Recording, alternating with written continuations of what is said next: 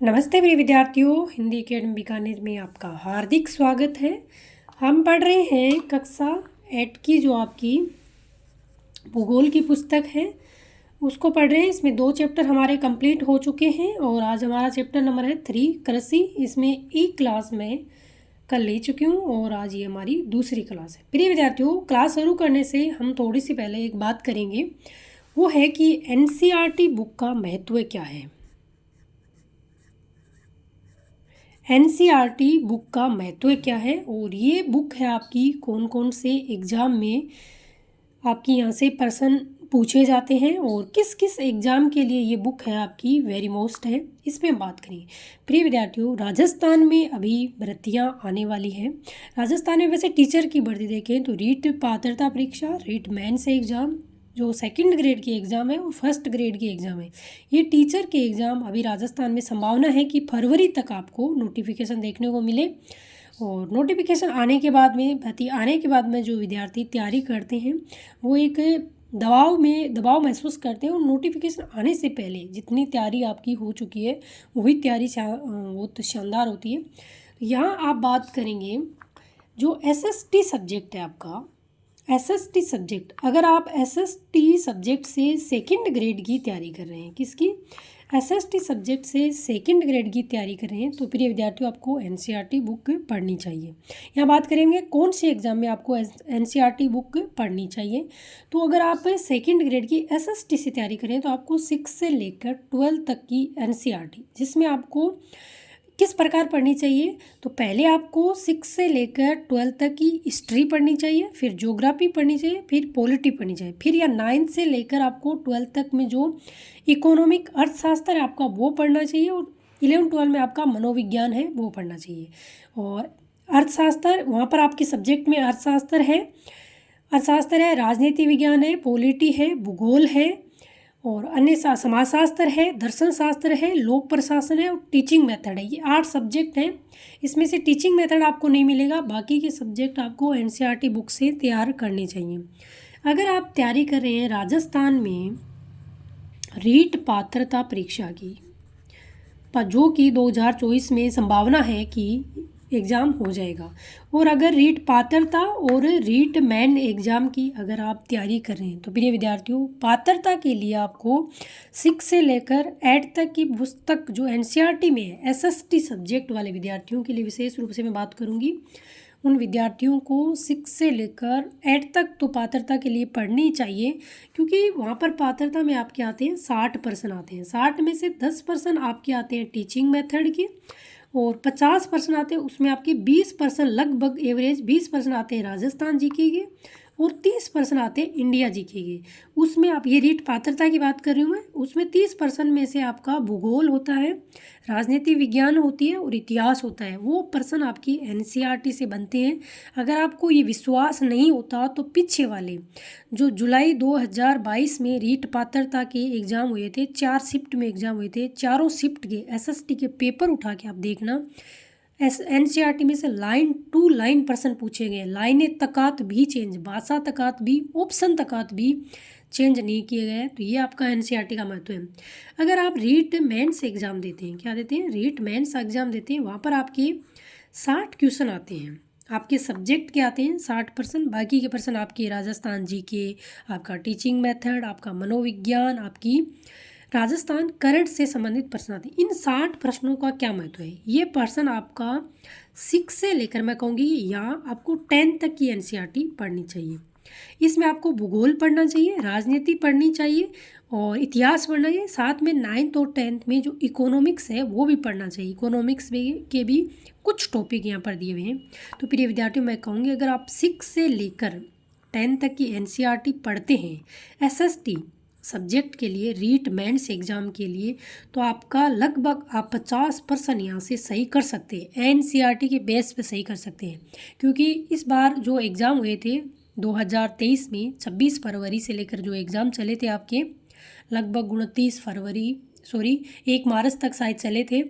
उसमें आपका एनसीईआरटी का महत्व देख लेना। पेपर जो एसएसटी सब्जेक्ट का पेपर हुआ था उसको उठाना, उसके 60 पर्सन आए, उनको आप पढ़ना, एक बार ज़रूर पढ़ना पेपर डाउनलोड करके। वहाँ पर आप पर्सन देखना, आप भारी भरकम ग्रंथ पढ़े थे, उनमें से पर्सन नहीं पढ़े थे और एनसीईआरटी में से सीधे सीधे यहाँ पर पर्सन पूछे गए थे।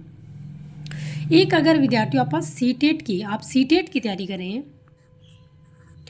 सीटेट एग्ज़ाम की तैयारी करें तो यहाँ पर आपको मस्ट है, आपके पास में एसएसटी सब्जेक्ट से अगर आप तैयारी करें तो आपके पास कोई भी ऑप्शन नहीं है।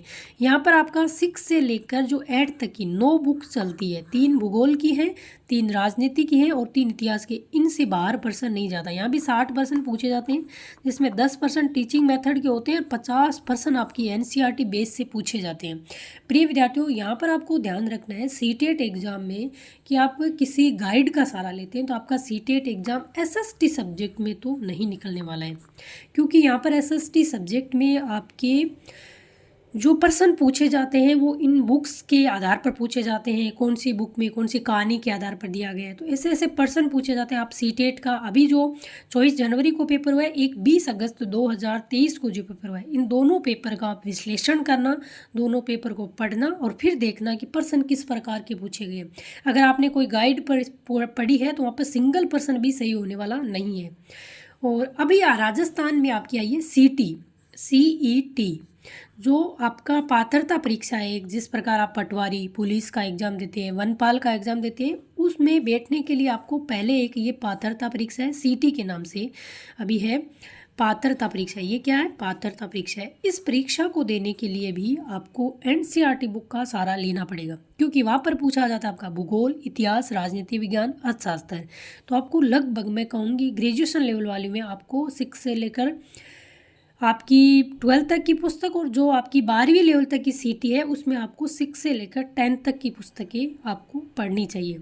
ये है प्रिय विद्यार्थियों एनसीईआरटी का महत्व है कि कौन से एग्जाम में। प्रिय विद्यार्थियों को कन्फ्यूजन रहता है कि एनसीईआरटी बुक से क्या प्रश्न बनते हैं, ये आपके दिमाग में चलता है तो पूर्व एग्जाम के 5-10 पेपर हुए हैं उनको देख लेना और एनसीईआरटी का महत्व आपको समझ में आ जाएगा। अगर आप किसी रिटन एग्जाम में जैसे यूपीएससी आरपीएससी में बैठते हैं, अगर आप किसी रिटन एग्ज़ाम में यूपीएससी या आरपीएससी में बैठते हैं तो वहाँ पर भी आपको सबसे पहले मैं कहती हूँ कि 6 से लेकर 10th तक या 12th तक जहाँ तक आप चाहो तो आपको एनसीईआरटी बुक पढ़नी चाहिए, क्योंकि वहाँ पर एनसीईआरटी बुक आपका आधार बना देती है, छोटे छोटे कॉन्सेप्ट के द्वारा चीज़ें आपको समझा देती है। फिर आप अगर कोई गाइड पढ़ते हैं या कोई बुक पढ़ते हैं हिंदी के ग्रंथ अकादमी की, तो ये चीज़ें आपकी फिर समझ में आ जाता है। सीधे आप अगर कोई भारी भरकम ग्रंथ पढ़ते हैं तो वहाँ पर आपको चीज़ें समझ में नहीं आएगी।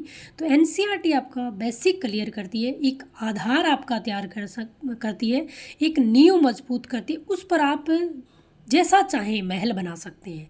ये है आपका एनसीईआरटी का महत्व है। और हम पढ़ रहे थे कक्षा 8 की जो कृषि है, कृषि वाला चैप्टर पढ़ रहे थे। कल इसमें हम ये वाला पढ़ चुके हैं और ये वाला भी हम पढ़ चुके हैं, कृषि तंत्र भी हम पढ़ चुके हैं और आज हम पढ़ेंगे कृषि के प्रकार के बारे में। यहाँ से हम चैप्टर को करेंगे आगे शुरुआत। प्रिय विद्यार्थियों, अगर मेरे वीडियो आपको अच्छा लगते हैं तो वीडियो को लाइक करिए, वीडियो को शेयर करिए और चैनल को अभी तक सब्सक्राइब नहीं किया है तो चैनल को प्रिय विद्यार्थियों सब्सक्राइब कर देना। हम पढ़ेंगे कृषि के प्रकार क्या है और ये क्लासें आपको लगातार मिलेगी। हम 6 से लेकर 12th तक पूरा कोर्स जो एनसीईआरटी का है फ्री, 1 रुपया भी आपका यहाँ से नहीं लिया जाएगा, एकदम फ्री आपको बहुत शानदार तरीके से समझाया जाएगा और पढ़ाया जाएगा। कृषि के प्रकार आज हम पढ़ेंगे। कृषि कितने प्रकार की होती है, किस किस क्षेत्र में किस किस प्रकार की आपकी कृषि होती है। विश्व में कृषि विभिन्न तरीकों से की जाती है। भौगोलिक दशाओं, उत्पाद की मांग, श्रम और प्रौद्योगिकी के स्तर के आधार पर कृषि 2 मुख्य प्रकारों में वर्गीकृत की जा सकती है। कितने प्रकारों में? 2 प्रकारों में। कौन सी है? ये है निर्वाह कृषि और वाणिज्य कृषि। अब हम बहुत अच्छे से पढ़ेंगे कि निर्वाह कृषि क्या है और वाणिज्य कृषि क्या है, इनमें कौन कौन से इनके प्रकार हैं और इनके कोई अन्य नाम है तो उनको भी हम जानेंगे। सबसे पहले हम पढ़ेंगे आपकी निर्वाह कृषि क्या होती है। इस प्रकार की कृषि कृषक परिवार की आवश्यकताओं को पूरा करने के लिए की जाती है। पारंपरिक रूप से कम उपज प्राप्त करने के लिए निम्न स्तरीय प्रौद्योगिकी और पारिवारिक श्रम का उपयोग किया जाता है। निर्वाह कृषि को पुनः गहन कृषि और आदिम कृषि में वर्गीकृत किया जा सकता है। ये आपसे पूछा जा सकता है कि जो गहन कृषि है और जो आदिम कृषि है वह किसका भाग है। तो ये आपकी निर्वाह कृषि के ही दो प्रकार हैं। अब हम पढ़ेंगे गहन निर्वाह कृषि क्या है। गहन निर्वाह कृषि में किसान एक छोटे भूखंड पर साधारण औजारों और अधिक श्रम से खेती करता है। क्या करता है किसान? एक छोटा भूखंड होता है और साधारण औजार और अधिक श्रम से आपकी खेती करता है। अधिक धूप वाले दिनों से युक्त जलवायु और उर्वर मृदा वाले खेत में एक वर्ष में एक से अधिक फसलें उगाई जा सकती है। चावल मुख्य यहाँ पर आपकी क्या होती है? फसल होती है। अन्य फसलों में आपका गेहूं हो गया, आपका मक्का हो गया, दलहन और तिलहन आपका शामिल है। गहन निर्वाह कृषि कहाँ को? अब ये कि गहन निर्वाह जो आपकी कृषि है कौन से क्षेत्रों में की जाती है। ये आपसे कई बार पूछा जाता है कि कौन सी कृषि किस क्षेत्र में प्रसिद्ध है। तो गहन निर्वाह कृषि आपकी दक्षिणी पूर्वी और पूर्वी एशिया के सघन जनसंख्या वाले मानसूनी प्रदेशों में प्रचलित है। अब हम पढ़ेंगे आदिम निर्वाह कृषि क्या है। आदिम निर्वाह कृषि में स्थानांतरी कृषि और चलवासी पशुचारण शामिल है। पहले हमने पढ़ा, देखो समझना इस चीज़ को, निर्वाह कृषि के प्रकार, निर्वाह कृषि और वाणिज्य कृषि। फिर आपने पढ़ा निर्वाह कृषि क्या है। फिर निर्वाह कृषि के दो भाग हो गए, गहन निर्वाह कृषि और आदिम निर्वाह कृषि। हमने गहन निर्वाह कृषि के बारे में पढ़ा कि कौन सी होती है, इसमें किस प्रकार की कृषि होती है। फिर आपका आता है आदिम निर्वाह कृषि। ये वापस आपकी दो भागों में होती है। एक होती है स्थानांतरित कृषि और एक होती है आपकी चलवासी पशुचारण कृषि। इसमें हम पढ़ेंगे पहले स्थानांतरित कृषि क्या होती है। वेरी मोस्ट, ये आपकी एग्जाम की दृष्टि से मोस्ट है जो स्थानांतरित कृषि है। यहाँ से आपके प्रश्न कई बार पूछे जाते हैं। अमेजन बेसिन के सघन वन क्षेत्रों, अमेजन बेसिन आपको हमने बहुत अच्छे से पढ़ा है। अमेजन बेसिन दक्षिण अमेरिका महाद्वीप में स्थित है। कहाँ पर है अमेजन बेसिन? आपका दक्षिण अमेरिका महाद्वीप में स्थित है। उष्ण कटिबंधीय, ये पूछ रहा है कि स्थानांतरित कृषि कौन कौन से क्षेत्रों में की जा रही है। अमेजन बेसिन के सघन वन क्षेत्रों में, उष्ण कटिबंधीय अफ्रीका, दक्षिण पूर्वी एशिया, उत्तर पूर्वी भारत, आपका जो पूर्वी भारत है उसमें भारत के भागों में प्रचलित है। ये भारी वर्षा और वनस्पति की तीव्र पुनर्सर्जन वाले क्षेत्र में है। जो आपकी स्थानांतरित कृषि कहाँ होती है? भारी वर्षा और वनस्पति के तीव्र पुनर्सर्जन वाले क्षेत्र। वृक्षों को काटकर, अब क्या होती है स्थानांतरित कृषि? वृक्षों को काटकर और जलाकर भूखंड को क्या कर दिया जाता है? साफ कर दिया जाता है। तब राख को मृदा में मिलाया जाता है तथा मक्का, रतालू, आलू, कसावा जैसी फसलों को उगाया जाता है।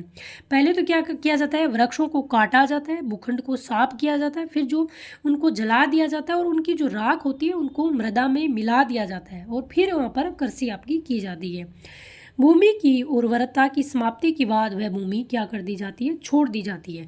जब इस प्रकार भूमि की क्या होती है? उर्वरकता समाप्त हो जाती है, उस भूखंड को छोड़ दिया जाता है और दूसरी जगह उसी प्रकार कृषि की जाती है और कृषक नए भूखंड पर चला जाता है। स्थानांतरित कृषि को कर्तन और दहन कृषि कहते हैं। प्रिय विद्यार्थियों, ये प्रश्न बहुत बार एग्जाम में आपका पूछा गया है कि कर्तन और दहन कृषि क्या है। कई बार तो इसको हम हाईलाइट करेंगे कि कर्तन और दहन कृषि क्या है। ये कई बार तो ये इस प्रकार पूछा जाता है कि कर्तन और दहन कृषि क्या है। कई बार ये पूछा जाता है कि ये कौन सी कृषि का दूसरा नाम है। कई बार इस प्रकार पूछा जाता है कि स्थानांतरित कृषि को किस दूसरे नाम से जाना जाता है। तो वो आपका जाना जाता है कर्तन और दहन कृषि के नाम से। यहाँ पर आपका एक फैक्ट दे रखा है और एनसीईआरटी में इस प्रकार के जो फैक्ट दे रखे हैं बॉक्स बना के, वहाँ पर आप देखना सीटेट एग्जाम में सीधे से सीधे यहाँ प्रश्न पूछे जाते हैं। क्या आप जानते हैं स्थानांतरित कृषि की दूसरे नाम है कि किस क्षेत्र में उस कृषि को किस नाम से जाना जाता है? ये प्रश्न भी आपका एग्जाम में बनता है। स्थानांतरित कृषि विश्व के विभिन्न भागों में विभिन्न नामों से जाना जाता है। ये स्थानांतरित कृषि के अलग अलग नाम है जो अलग अलग क्षेत्रों में अलग अलग नामों से जानी जाती है। जूमिंग कृषि, ये स्थानांतरित कृषि के दूसरे नाम है जूमिंग कृषि, मिल्पा कृषि, रोका और लदांग। ये स्थानांतरित कृषि के दूसरे नाम है जूमिंग कृषि। उत्तर पूर्वी भारत, आपका जो पूर्वी भारत वाला क्षेत्र है, सेवन सिस्टर वाला, बंगाल वाला, पश्चिम बंगाल वाला ये क्षेत्र है, सिक्किम वाला, यहाँ पर आपकी जूमिंग कृषि होती है उत्तर पूर्वी भारत में। तो आपसे पूछे उत्तर पूर्वी भारत में स्थानांतरित कृषि को किस नाम से जाना जाता है, तो आप कहोगे जूमिंग कृषि। मिल्पा, मैक्सिको में जो कृषि होती है उसको कहते हैं मिल्पा। ब्राज़ील में जो कृषि होती है उसको कहते हैं रोका।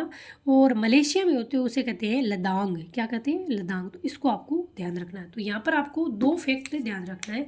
एक तो ये वाली चीज़ें आपको ध्यान रखना है कि स्थानांतरित कृषि को जूमिंग किस क्षेत्र में कहते हैं, मिल्पा किस क्षेत्र में कहते हैं, रोका और लदांग। एक आपको ध्यान रखना है कर्तन और दहन जो आपकी कृषि होती है उस किस कृषि का दूसरा नाम है, तो आप बताओगे स्थानांतरित कृषि। अब हम पढ़ेंगे जो आपकी आदिम निर्वाह कृषि का दूसरा भाग है आपकी चलवासी पशुचारण। ये क्या होता है? सारा के अर्ध शुष्क और शुष्क प्रदेश में मध्य एशिया और भारत के कुछ भागों में जैसे राजस्थान तथा जम्मू और कश्मीर में प्रचलित है। ये बता रहा है कि जो चलवासी पशुचारण है वो कौन से क्षेत्र में है। आपका आता है सारा का मरुस्थल। ये कहाँ पर है? नंबर 1 सारा के मरुस्थल की विशेषता देखिए, ये आपका विश्व का सबसे बड़ा मरुस्थल है। नंबर 2 ये विश्व का सबसे बड़ा गर्म मरुस्थल है सारा का। नंबर 3 ये अफ्रीका महाद्वीप में स्थित है। नंबर 4 ये अफ्रीका महाद्वीप के किस क्षेत्र में थे? उत्तरी भाग में स्थित है। ध्यान रखना सारा के मरुस्थल में आपकी जनजातियां होती है वो पशुचारण का काम करती है। और किस क्षेत्र में होती है? आपकी मध्य एशिया, भारत के भाग जैसे राजस्थान हो गया, जम्मू एंड कश्मीर हो गया, यहाँ पर ये कृषि आपकी प्रचलित है। इस प्रकार की कृषि में पशुचारक अपने पशुओं के साथ चारे और पानी के लिए एक स्थान से दूसरे स्थान पर निश्चित मार्गों से घूमते हैं।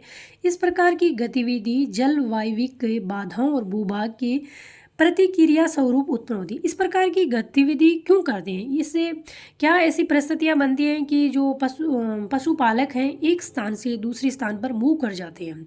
प्रिय विद्यार्थियों, एक स्थान पर पानी की कमी होना, वर्षा कम होना, अकाल पड़ने के कारण जो पशुपालक होते हैं, विशेष रूप से जो भेड़ पालक होते हैं, जो बकरियों के पालक होते हैं, जो ऊँट पालक होते हैं, वो क्या करते हैं? एक स्थान से दूसरे स्थान पर अपने पशुओं को चराने के लिए चले जाते हैं। पशुचारक मुख्यतः भेड़, ऊंट, मवेशी, याक और बकरियां पालते हैं। ये पशुचारकों और उनके परिवारों के लिए दूध, मांस, ऊन, खाल और अन्य उत्पादन आपके क्या कराते हैं? उपलब्ध कराते हैं।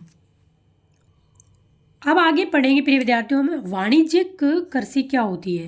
पहले हमने पढ़वा निर्वाह कृषि क्या होती है, इसके बारे में पढ़ा। निर्वाह कृषि के 2 भाग होते हैं आपके, गहन निर्वाह कृषि और आदिम निर्वाह। फिर आदिम निर्वाह के 2 होते हैं, स्थानांतरित कृषि और चलवासी। अब पढ़ेंगे हम वाणिज्यिक कृषि क्या होती है और कौन कौन से क्षेत्रों में प्रसिद्ध है और कौन कौन सी कृषि की जाती है। वाणिज्यिक कृषि में फसल उत्पादन और पशुपालन बाजार में विक्रय हेतु किया जाता है। इसमें विस्तृत कृषि क्षेत्र और अधिक पूंजी का उपयोग किया जाता है। अधिकांश कार्य मशीनों के द्वारा किया जाता है। वाणिज्यिक कृषि में वाणिज्यिक अनाज कृषि, मिश्रित कृषि और रोपण कृषि शामिल है। ये आपकी शामिल है वाणिज्यिक कृषि में अनाज। वाणिज्यिक कृषि में फसलें वाणिज्यिक उद्देश्य से उगाई जाती है। गेहूं और मक्का सामान्य रूप से उगाई जाने वाली फसलें हैं। ये आपकी कौन से क्षेत्रों में होती है? उत्तर अमेरिका, यूरोप, एशिया के शीतोष्ण घास के मैदान में वाणिज्यिक अनाज कृषि के प्रमुख क्षेत्र है। शीतोष्ण है आपका शीत प्लस उष्ण वाला जो क्षेत्र है वहाँ पर ये कृषि की जाती है। ये क्षेत्र सैकड़ों हेक्टेयर के बड़े फार्मों से युक्त विरल आबादी वाले हैं। अत्यधिक ठंड वर्धन काल को बाधित करती है और केवल एक ही फसल यहाँ पर उगाई जाती है। अब आती है आपकी मिश्रित कृषि क्या होती है। ये आपकी वाणिज्यिक कृषि के भाग हैं। विस्तृत कृषि में भूमि का उपयोग भोजन व चारे की फसलें उगाने और पशुपालन के लिए किया जाता है। यहाँ पर आपको भोजन और जो फसलें होती है रिजका वगैरह जो बोया जाता है, बाजरा, चरी वगैरह बोई जाती है, वो आपकी होती है। धान की फसल के साथ में मिश्रित फसलें और पशुपालन भी किया जाता है। ये यूरोप, पूर्वी संयुक्त राज्य अमेरिका, अर्जेंटीना, दक्षिण पूर्वी ऑस्ट्रेलिया, न्यूजीलैंड और दक्षिण अफ्रीका में प्रचलित है। ये की मिश्रित कृषि कौन कौन से क्षेत्र में प्रसिद्ध। अब आगे आती है आपकी रोपण कृषि क्या होती है। वाणिज्यिक कृषि का एक प्रकार है। ये रोपण कृषि आपकी वाणिज्यिक कृषि का एक प्रकार है जहाँ चाय, कव्वा, काजू, रबर, केला तथा कपास की एक फसल उगाई जाती है। ये रोपने वाली है। इसमें आपकी चाय आती है, कव्वा, काजू, रबर और केला आता है। इसमें बृहद पैमाने पर श्रम और पूंजी की आवश्यकता होती है। उत्पाद का प्रसंस्करण खेतों पर या निकट के कारखानों में किया जाता है। इस प्रकार इस कृषि में परिवहन जाल के विकास की अनिवार्यता होती है। अगर आप आसाम वाले क्षेत्र में, दक्षिणी पूर्वी भारत वाले, कर्नाटक, केरल, तमिलनाडु वाले क्षेत्र में देखते हैं तो ये कृषि बहुतायत की जाती है। रोपण कृषि के मुख्य क्षेत्र विश्व के उष्णकटिबंधीय प्रदेशों में पाए जाते हैं। मलेशिया में रबड़, ध्यान रखना आपसे पूछा जा सकता है, मलेशिया में रबड़, ब्राज़ील में कौवा, भारत और श्रीलंका में चाय इसके कुछ उदाहरण हैं। किसके? आपको पूछे रबड़ जो रोपित कृषि है, रबड़ मलेशिया में, कौवा ब्राज़ील में, और चाय है वो आपकी श्रीलंका और भारत में। प्रिय विद्यार्थियों, आज पढ़ेंगे हम यहीं तक। कल हम पढ़ेंगे मुख्य फसलें कौन सी है। कल ये हमारा कृषि वाला, एग्रीकल्चर वाला चैप्टर कक्षा 8 का पूरा हो जाएगा। और प्रिय विद्यार्थियों, पढ़ते रहिए, स्वस्थ रहिए, मस्त रहिए और अपने परिवार का ध्यान रखिए। जय हिंद, जय भारत।